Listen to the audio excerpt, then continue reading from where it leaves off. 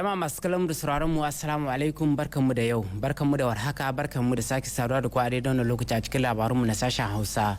da zan gabatar da su a yau nan Juma'a muna 22 ga watan Rabiul Sani hijira fiye halitta daga Makka zuwa Madina shekara 1446 wanda ya yi daidai da ranar 25 ga watan Oktoba miladiyar haihuwar Annabi Isa alaihi salam shekara 2024 ga cikakkun labarunmu na sashen Hausa kamar da muka same su. Musoma da sanar muku da cewa a yau innan juma'a ne aka gudanar da jana'izar marigayi Hamma Ahmadu, shugaban jam'iyyar Modern Falma na Afirka, tsohon dan majalisar dokoki kuma tsohon firaministan wannan kasa ta mu ta Niger. A fadar shugaban kasa shugaban majalisar CNSP Brigadier General Chani Abdulrahman ne aka gudanar masa da karramawa ta ban kwana, inda daga bisani aka nuhi da gawarsa a garinsa na haihuwa wato garin Yuri, inda al'umma suka je domin rakasa da kuma yi masa addu'a.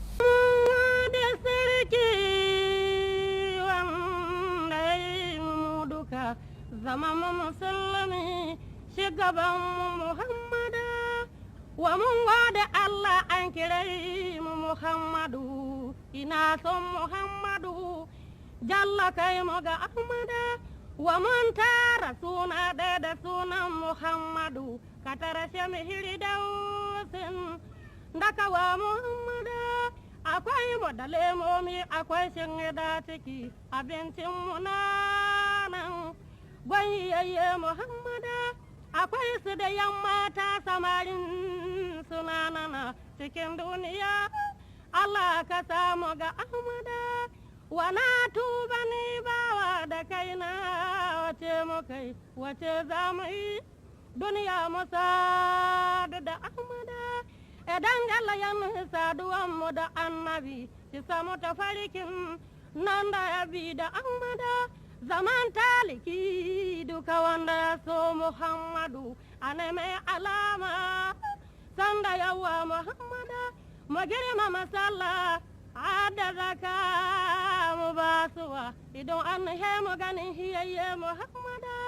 watan azumi in ya tsaya banda izgili akwai hafiza man ce da shi ba Muhammada farillan muke gada jalla ya ba mu duniya idan mun tsayan mata sai mu gana da Ahmada mu bar na wasi duniya mu bar hasala wada walau zarumi kake ba ka yajin Muhammada mu bar ta kamar dange da homa da dukiya da kyawun jiki kyawo shi na ga Muhammada wasi adda kyawo wanda ba shi da gwargwado idan ya hito rana dufuta ga Ahmada yaya tsakani ne da kowa akwai dubu goma Allah bai da bawa Ahmada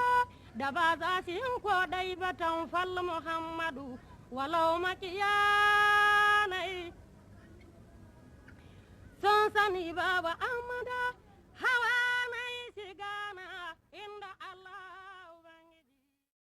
tun bayan rasuwar Hamma Ahmadu, tsohon shugaban majalisar dokoki, tsohon firaminista na wannan kasa ta mu ta Niger, shahararren dan siyasa da ya taka rawar a zo a gani kan ci gaban siyasar wannan kasa ta mu ta Niger,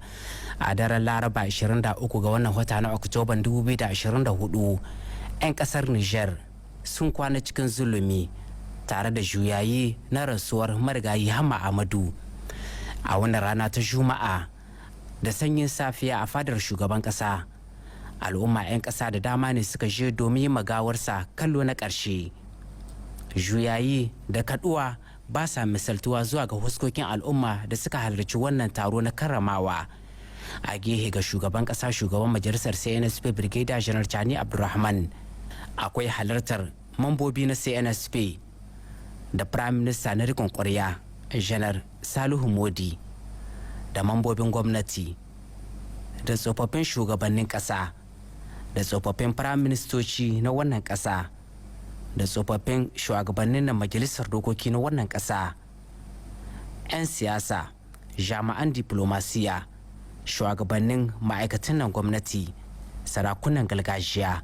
malamai magada annabawa, 'yan uwa da amina arziki, dukkaninsu sun halarci wannan gani na ƙarshe na gawar Hamma Ahmadu domin masa roƙon Allah maɗaukacin sarki ya ji kansa ya sa ya huta, kuma Allah shi haɗa shi da mala'iku na rahama. bayan da aka kawo gawar Hamma Ahmadu gaban al'umma. Shugaban kungiyar addinin musulunci na wannan ƙasa ta Nijar, Sheikh Jibril Hassan Karanta, ya yi masa addu'a, inda daga bisani shugaban ƙasa shugaban majalisar CNSP Brigadier General Chani Abdulrahman ya nuhi gawar marigayi Hamma Ahmadu domin masa addu'a da tunawa da irin ayyuka na alkhairi da yi a cikin wannan ƙasa ta Nijar. Kayan daga bisani aka mika ta'aziyya zuwa ga dukkanin 'yan uwa, musamman ma inda shugaban ƙasa ya mika ta'aziyya zuwa ga 'yan uwan marigayi. Sai kuma waɗanda suka halarci wannan zaman taron suka nuhi mika tasu saƙon wato ta'aziyya zuwa ga dukkanin 'yan uwa na marigayin. Daga bisani kuma aka ɗauki gawar marigayi Hamma Ahmadu daga fadar shugaban ƙasa zuwa garin Yuri da ke da tazarar kilomita 35 daga nan birnin Yamai da ke naka hanyar Sayi da ke cikin gundumar Kwalo ta jihar Talabiri, inda a nan ne aka gudanar da bisarsa, kuma al'umma da dama ne suka halarci wato rakiyar gawa, inda aka yi masa addu'a na roƙon Allah maɗaukacin sarki ya ji kansa ya sa ya huta. Hamma mai shekaru 74 a raye a cikin wannan duniya. Kayan daga bisani kuma aka dawo nan gida babban birnin Yamai, musamman ma a nan bacin gidansa da ke nan unguwar Yantala, inda aka ci gaba da karɓar waɗanda ke kawo tasu ta'aziyya da ya masa fatan Allah ya kai rahama a kabarinsa. Daga cikin waɗanda suka mika ta'aziyya har da Prime Minister Ali Muhammad Lamin Zain da ke cikin balaguro a ƙasar Amurka, ya kaɗu matuƙa tare da nuna alhininsa da nuna ta'aziyarsa zuwa ga iyalan marigayi Hamma Ahmadu, wanda ya bayyana cewa Hamma abokin tahiya ne kuma abokin aiki. Ya masa fatan Allah shi kai haske a kabarinsa tare da nuna ta'aziyarsa zuwa ga iyalansa da ma al'ummar Nijar baki ɗaya. Ubangiji Allah shi mai gafara. Hamma Ahmadu 'yan Nijar mai rishi, mai babban rishi, mai rishi mutanen kirki.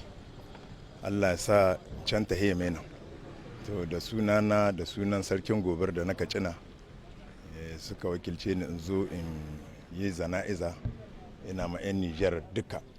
da sunan shugaban kasa da Prime Minister ina musu gaisuwa ta babban mutum an rishi. Allah shi mai gahara, Allah shi sa can ta mai nan, kuma Allah haska kabarin,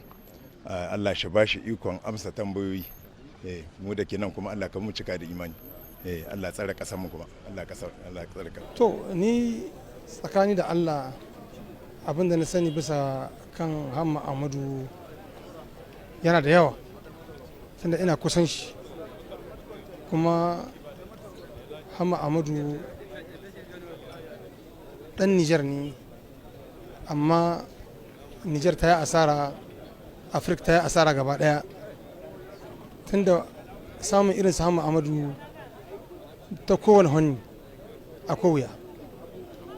Ga haƙuri, ga mutum da baya da bakin ciki, yana so ƙasar shi ta ci gaba, yana so ƙasar shi ta huta cikin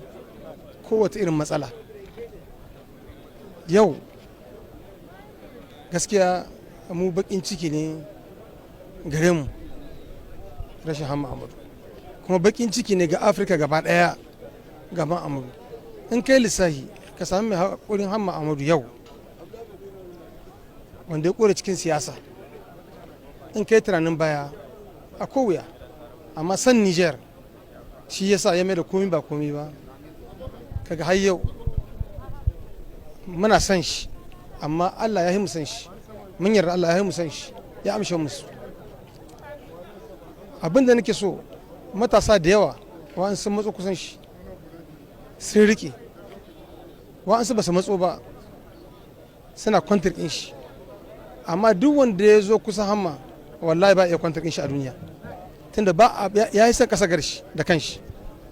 ya yi san Afirka da kanshi. Mutum ne tsaye wanda bai san ba ina son wani ba na son wani, duka ɗan Nijar ɗaya ne gare shi, ɗan Afirka ɗaya ne gare shi. To Allah bai bashi ba sa'a ya iko ƙasar ga. Ya taɓa cin mini ana hira ce in Allah ya sa ya iko ƙasar ga ko shekara guda ne bayan shi ko ɗan jariri sai ya iko. wallahi ya taɓa ce mini matsalar shi abin da za a yi a gaba da Nijar shine matsalar shi, kenan sai dan mushi addu'a Allah ji kan musulmi, Allah sa kwanciya huta ne, kuma muna roƙon Allah ya samu aljanna, kuma Allah zai samu aljanna tunda bai ci na kowa ba. Idan mun je a jihar Tawa, inda a farkon wannan mako ne babban jami'in tsaro na musamman na fadar shugaban kasa kuma na hannun damansa Kanal Ibro Basharu tare da wata muhimmiyar tawagar da ke dafa masa baya suka kasance a birnin Kwanni domin zaben wani huri na musamman da za a kafa wata bataliya ta sojawa da za ta kare yankuna musamman ma guda 3 domin ganin cewa an samu tsaro mai kyau a wannan yankuna musamman ma a jihar Tawa da fadin wannan kasa ta ta Nijar. Ga wannan rahoto. A yayin da yake jawabi gaban mahalarta wannan zaman taro, babban jami'in tsaro na musamman na fadar shugaban kasa kuma na hannun damarsa Kanal Ibro Basharu, yayin wannan zaman taron da ya je domin tattaunawa da magabata na bariki da ma na gargajiya, zaman taron da ya gudana a birnin Kwanni, Kanal Ibro Basharu ya bayyana musu muhimmancin wannan shiri na kafa wannan bataliya ta sojawa da za ta kare yankuna guda 3 da suka hada da birnin Kwanni, Madawa da kuma Dogarawa da ke cikin gundumar Malbaza. Ya bayyana muhimmancin wannan shiri musamman ma da dakile masu tayar da kayar baya a cikin waɗannan yankuna. A jawabinsa gaban al'umma, gwamnan jihar Tawa Kanal Manjo Umar Tawaye ya soma ne da bayyana godiyar shugaban kasa, shugaban majalisar CNSP Brigadier General Chani Abdulrahman zuwa ga mahalarta wannan zaman taro, yayin da ya yi kira zuwa a gare su duba da irin rawar da suke takawa wajen ba da haɗin kai kan lalubo matsalar wato ta'addanci a cikin wannan kasa ta mu ta Niger, inda ya kira zuwa a gare su da dukkanin su kowa ya ba da tashi gudunmuwa da haɗin kai da kuma wayar da akan al'umman da suka jagoranta wajen ganin cewa wannan shirin ya bunƙasa kuma an samar da zaman lafiya mai dorewa a cikin wannan kasa ta mu ta Niger. Kamar yadda kun sani nan bisa faransakin Nigeria muke. Lokacin da an ka liƙe bododi na ƙasa nan kusan da an samu matsaloli da yawa bisa kan harkar tsaro da sauransu. To bayan wannan kuma da an ka liƙe bododi akwai nasaru da mun ka kora. Nasaru su ne na harko ƙasar faranshi, ita ce an ka fara kora. To da aka kore ta akwai saura da sun ka biyo ta. To ita koran da an kai mata lalle ba ta ji daɗi ba. Shi yasa da aka kore ta ole da ta tafiya ƙasarta, ole su tafiye su, yanzu suke nan sun ka kewayo sun ka shiga cikin ƙasar Najeriya sun ka zamna. Saboda mi? Saboda suna neman su cuce mu. To wannan cuta da suke so su yi muna lalle abu ne wanda ana sa ido bisa kanshi, idon kowa na bisa kansu. To ku kuma nan ga daga prefe, mayor da sarakin gargajiya da masu garuruwa da malamai, lalle yau ku ne idanu bisa wannan al'amarin. Saboda mi? Saboda ku kun san kowa, kun san mutane, kun san duk jama'a wadda a tare da ku. Ko dai shi ma daga nashi waje mai martaba sarkin Kwanni da yana ɗaya daga cikin wanda suka halarci wannan zaman taro ya bayyana jin daɗinsa da gamsuwarsa akan wannan shiri, wanda ya bayyana cewa bisa ga dukkan alamu shiri ne da zai haifar da mai ido.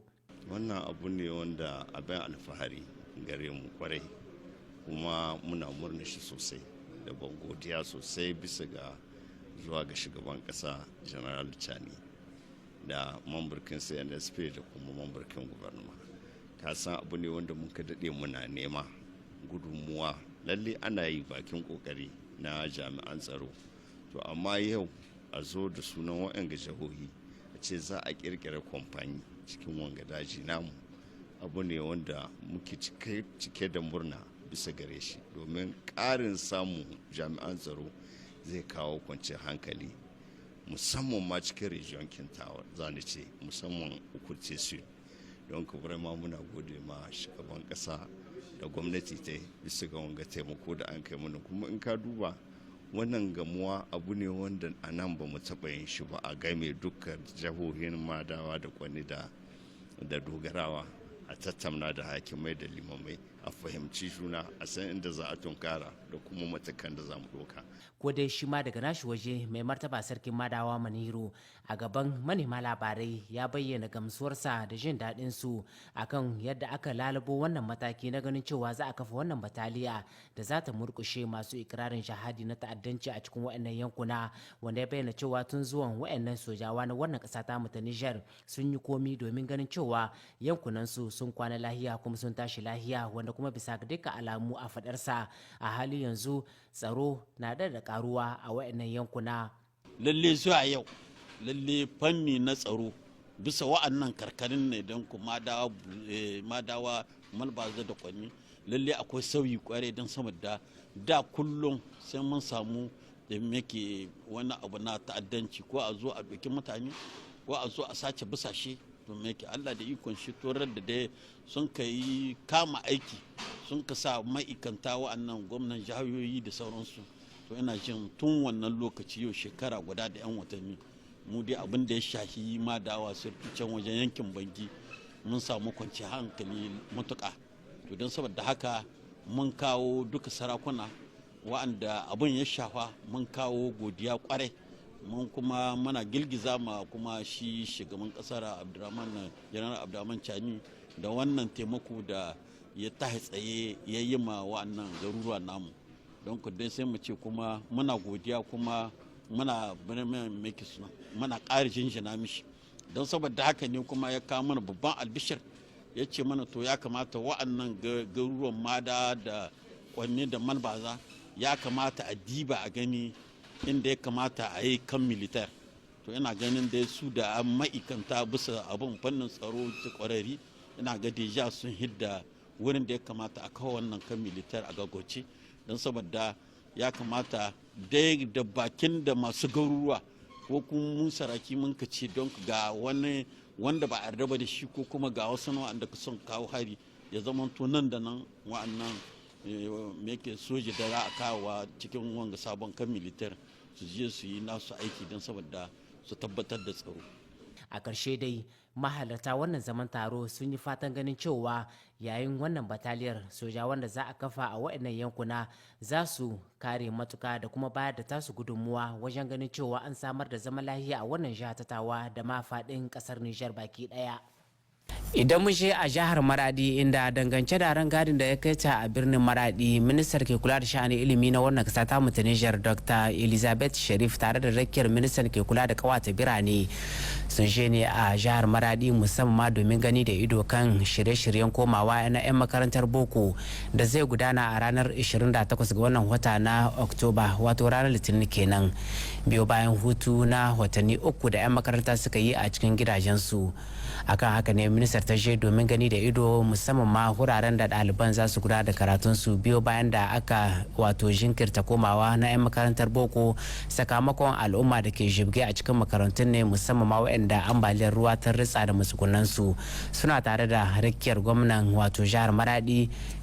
kontrola na 'yan sanda Isuhu Mamman, abokan aikin mu na jihar Maradi musamman ma Hajja na Hadiza Labo da Nasiru na Kakale na daga cikin waɗanda suka raki ministar yayin wannan ziyarar gani da ido. Ga rahoton da suka aiko mana.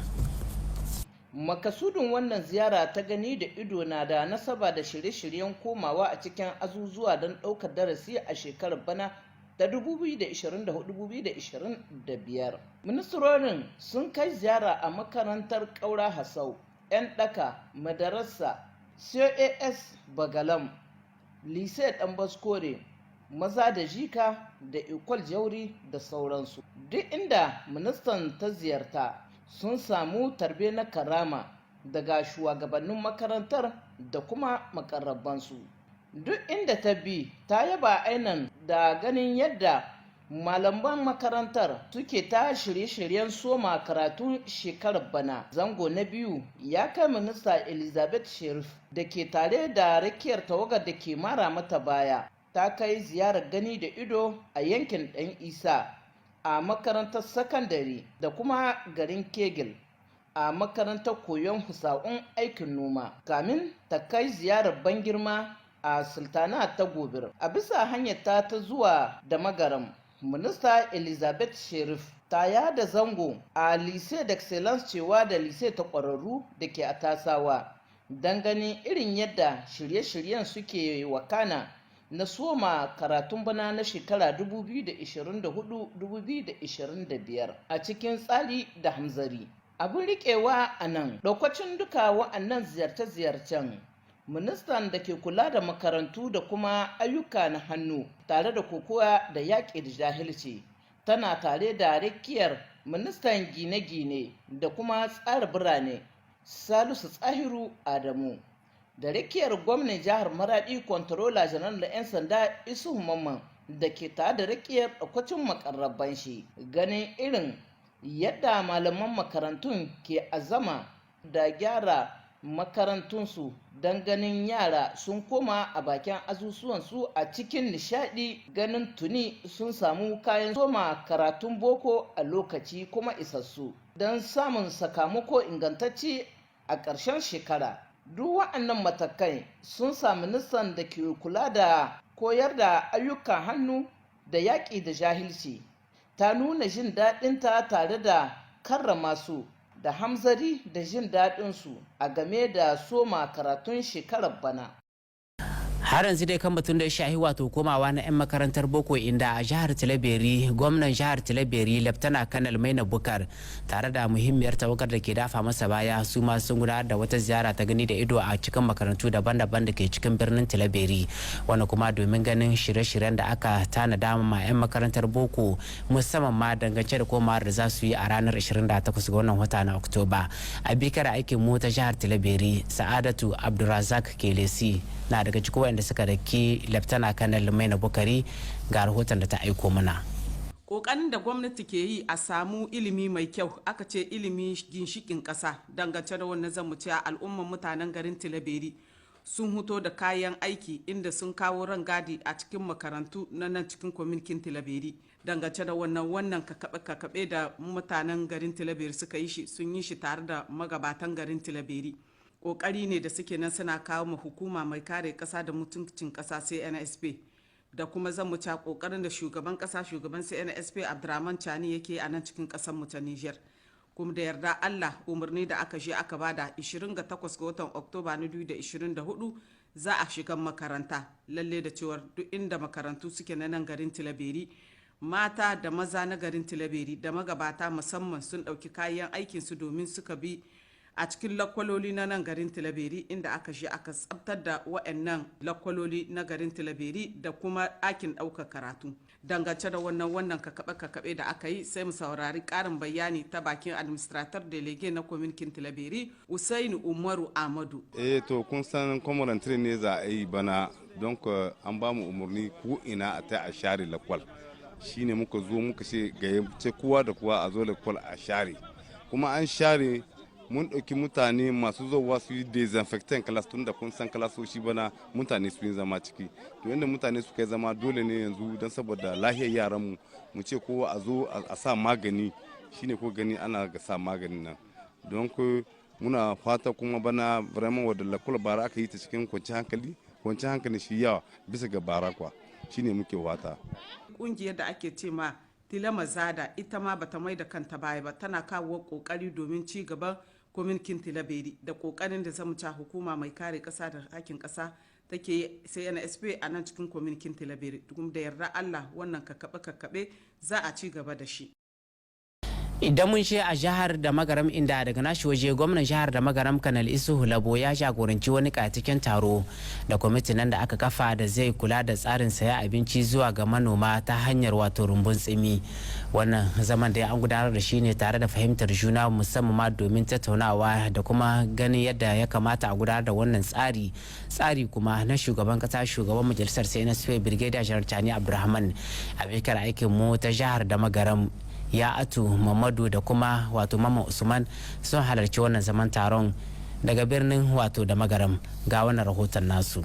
Wannan zaman taron ya gudana a ɗakin shawara na ma'aikatar gwamnan jiha wanda ya hada da mai girma gwamnan jihar da magaram da magatakarda guda biyu na ofishin gwamnan jihar da magaram da kuma magatakarda na babban meri ta da magaram da wakilin mai martaba sultan na da magaram da wakilan jami'an tsaro da daraktoci na jiha masu kula da wannan aikin. ma'anar wannan zaman taron shine maganar ɗora sikeli domin ba ma gwamnati a ƙarƙashin jagorancin shugaban ƙasa general de brigade abdurrahman chani inda za a saye cimakar manoma da daraja. Dangance da haka gwamnan jiha kanal isufu lagu ya kawo bayani dalla-dalla ga mahalartan taron akan yadda za a tafiyar da wannan awon. Al'amari na sayan kayan gona wanda gwamnati ya tsara yi wagga shekara wanda ake yi ta huska opven zuwa ga manoma shine gwamnati dama ya ba da oda a aza kwamiti a jiha, a gunduma, a meri. Shine muka tambaya muka ce za mu ba da bayanai bisa ga wajejenmu waɗanda suka yin noma. Mun ci gaba da ba da labari bisa tanut da takaya da gure bisa ga kayan noma a halin da ake saida su yanzu. Nan haci wani wuri ya kai 160, muka ce tsakancin shi ya ba mu 140, muka ce to a rike 160 ga sayan haci. Tiya kenan buhu mai kilo 100 zai tashi jika 30 da dala 80. Muka ce kuma wake akwai wanda ya kai jika, akwai wanda yake 160, amma tsakancin shi ya ba mu dala 170. Sai muka ce to a rike mashi jikka wadda ta yi karhi cikin wasu wajeje cikin wagaja ta mu, inda kilo 100 zai tashi jika 38. Ita kuma dawa muka ce tun da mun ga tsakancin ta dala 135 ne, muka ce a rike dala 150. Tiya kenan buhu mai kilo 100 zai tashi jika 28 da dala 100. Wannan taron an buɗe wata doguwar muhawara inda jama'a suka ba da shawarwari, wasu kuma suka yi tambayoyi waɗanda gwamnan jiha kanal isufu labo ya kawo musu ƙarin haske daban-daban. To madalla masu kalamu da sauraron mu gaba daya abinda ya sauka kenan a cikin shirinmu na yau ina juma'a, sai kuma gobe asabar da yarda Allah abokan aikin mu za su zo dauke da su bi labarai fula, amma a hali yanzu a madadin ilahirin abokan aiki wayanda suka dafa muka gabatar muku na shirin, musamman ma Zainabu Madugu da kuma Gero da suka hada hotunan, ni da na shirya na gabatar Abdulrahman Malam Sidi Jibala da bage nake fatan Allah mai kwa mai komi ya saki salam da alherinsa daga nan Tele Sahel asuba ta gari. Assalamu alaikum.